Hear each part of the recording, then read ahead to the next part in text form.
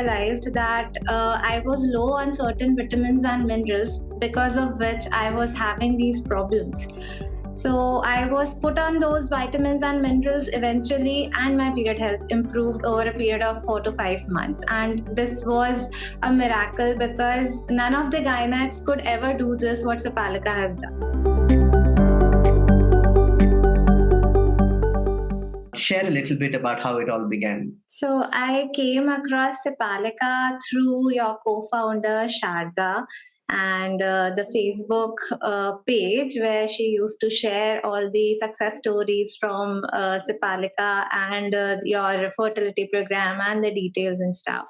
So I decided to give it a shot for my period health because I realized that the work pressure and everything was taking a toll on my health, and I was not feeling very fit enough to work and manage my marital life and the household chores and everything. I remember it was probably around March of 2021 that you missed your period and you were actually having other symptoms. And this was the middle of the second wave of Corona. So tell us a little bit about what happened there. So in March, I actually missed a period. So I took it as a normal thing because of my delayed period health. Uh, Meanwhile, I was also having symptoms of mild fever, nausea, fatigue, and breathlessness. So all these symptoms coincided with the COVID symptoms. And eventually, the physician thought that I have COVID because I had mild fever also for over 7 to 8 days. Even my husband was having fever. He had viral infection. That was a different thing. Even he was supposed to have COVID as per my physician. So both of us were given ivermectin and another drug, I forgot the name, doxycycline. Yeah, doxycycline, yeah. Yeah, so we were given those drugs, but eventually nothing improved in my condition, rather it deteriorated only for the next 10 to 15 days. So I had a failed pregnancy test at that time because probably it was a late conception. I didn't realize that. Even the physician thought that it was COVID.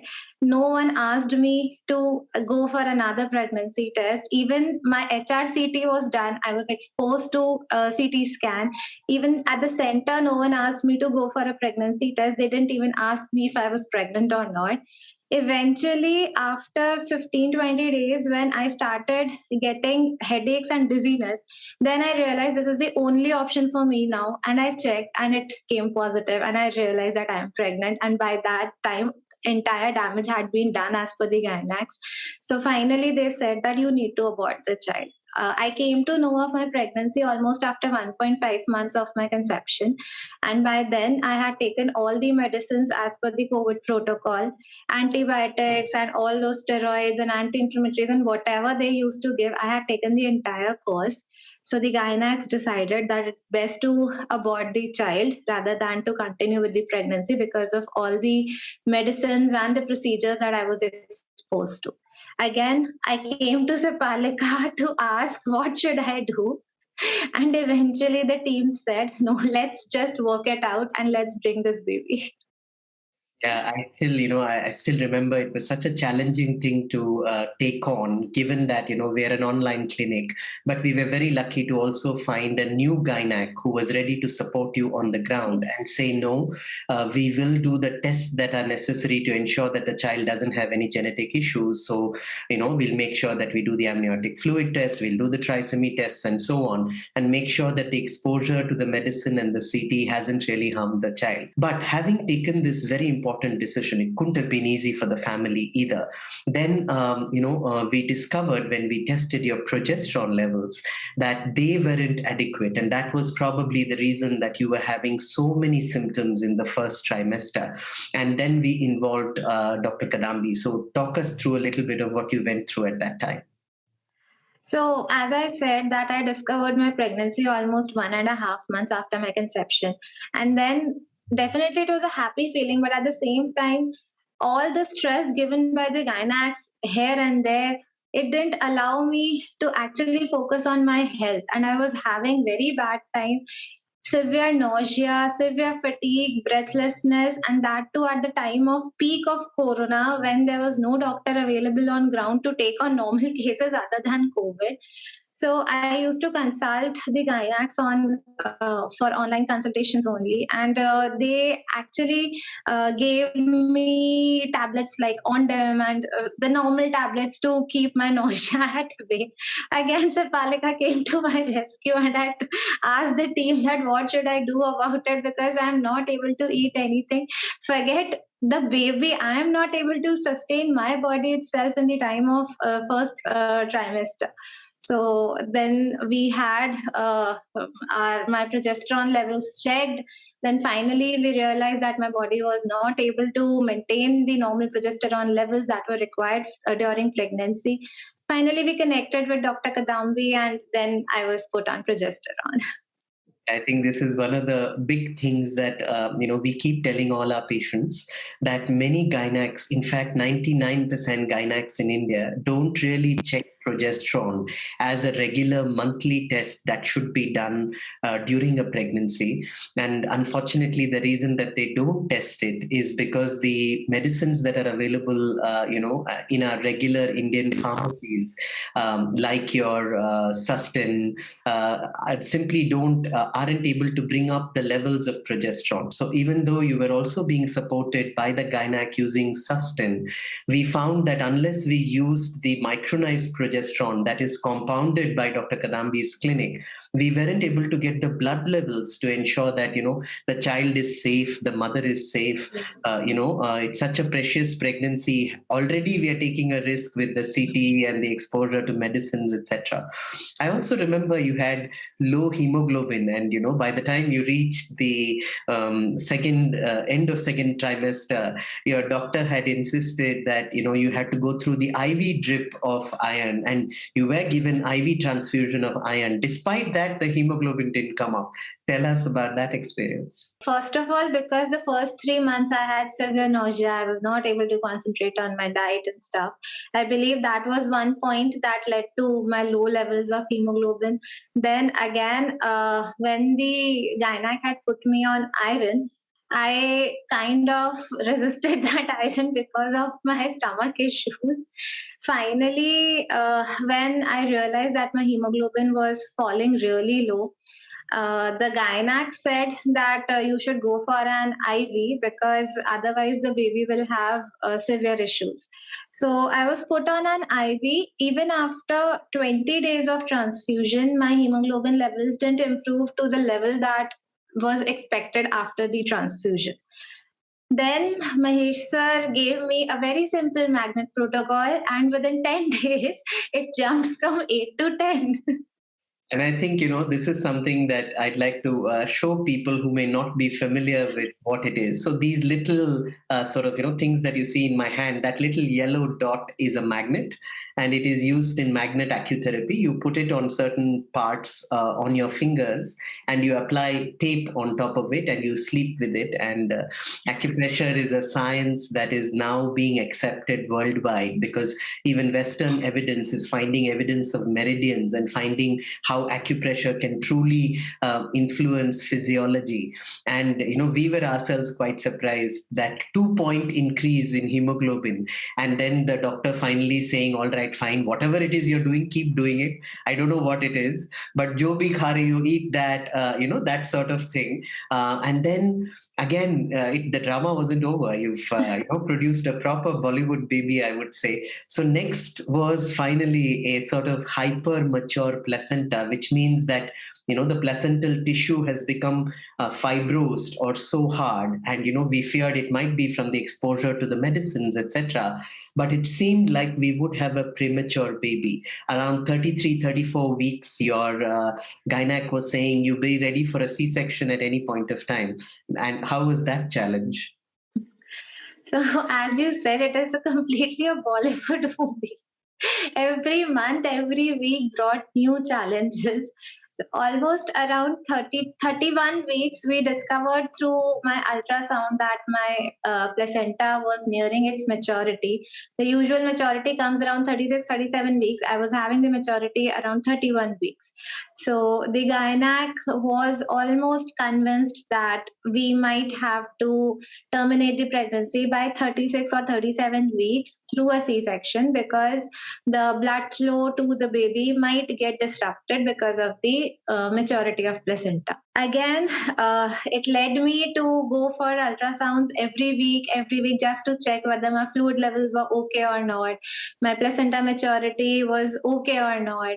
So around 32 and 33 weeks, we discovered my fluid levels had gone down to 6. Then again, the gynac said that now by 36 weeks, we are surely going to induce you. First, she said we are going to go by a C section. And almost around 24th November, we were ready for a C section. And I was given all the betnisol and the injections for lung maturity and stuff. It was all done by 32 weeks, so that if any time the fluid level falls below 4, we are ready to deliver the baby preterm.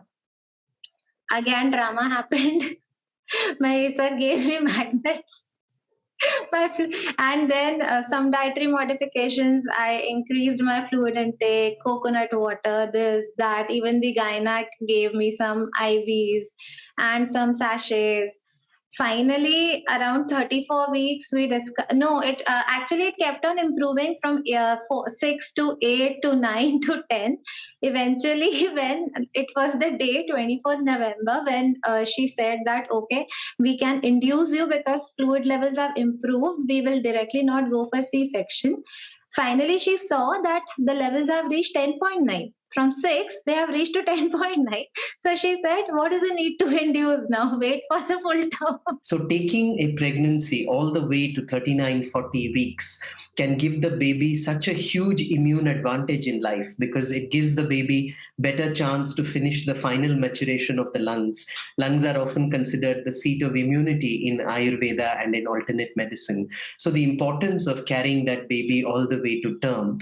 And, we were so happy to, from the whole fear of a premature delivery to, the baby that spent the longest time in gestation as far as Sapalika is concerned, close to 40 weeks. From the labor room, I was messaging that I am not having the proper contractions. Please tell me what to do. And again, I got the Methi Dana protocol and some acupressure points. And finally, in an hour, I got the result.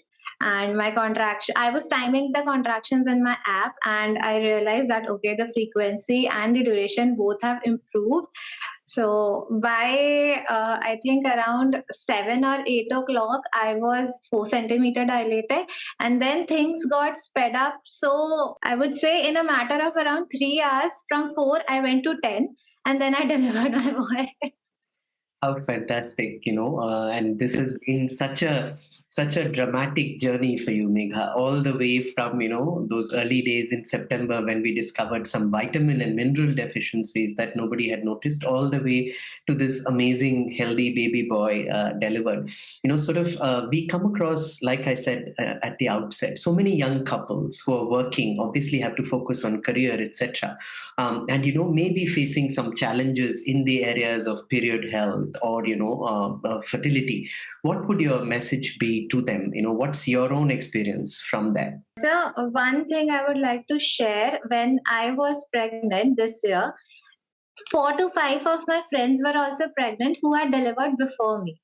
None of them had a normal delivery, and the only issue was either their BP had shot up, so the gynac went for an emergency C-section, or it was some of the hormonal issues, either the thyroid was high or some or the other thing. So after talking to them through all these months, I always had this fear in my mind that what if this happens to me? But the supplements that Sapalika and Belasante had given to me, those supplements ensured that, touchwood, I didn't have those problems. And I realized it post pregnancy when I stopped those supplements that my BP in my life, for the first time in my life, had shot up to the levels of 140 and 150.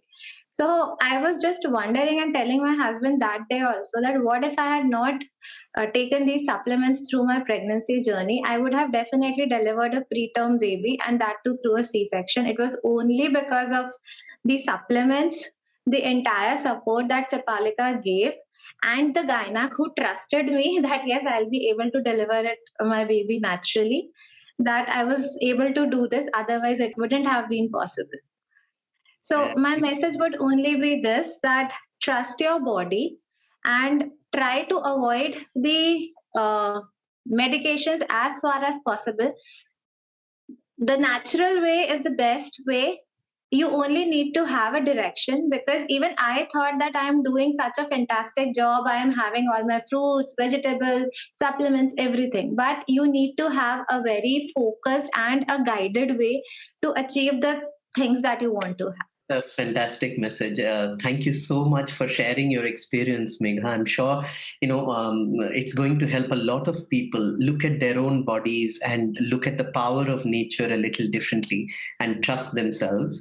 We wish you guys a fantastic new year. This has been such a great end of the last year for you. We wish you all a very, very vibrant and healthy 2022. Thanks so much for your time.